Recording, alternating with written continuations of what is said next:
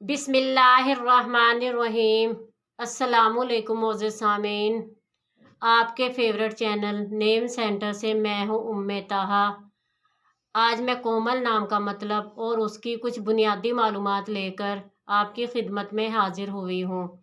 तो चलिए बढ़ते हैं अपने आज के टॉपिक कोमल नाम के मतलब और उसकी दीगर तफसीलात की जानिब। कोमल की बुनियादी मालूमात हमें हिंदी ज़बान से मिलती हैं। जिनसी तौर पर यह नाम लड़कियों के लिए इस्तेमाल किया जाता है। मजहबन ये एक हिंदू नेम है।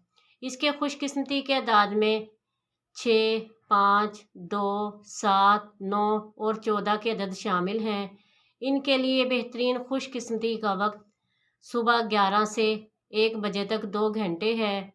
खुशकिस्मती के दिनों में बुध और जुमे के दिन शामिल हैं। अगर बात की जाए इनकी ज़िंदगी में पाई जाने वाली खसूसियात की, तो ये हर चीज़ को गहराई की हद तक समझना चाहती हैं, जो कभी इनके लिए मुश्किलात पैदा कर सकती है।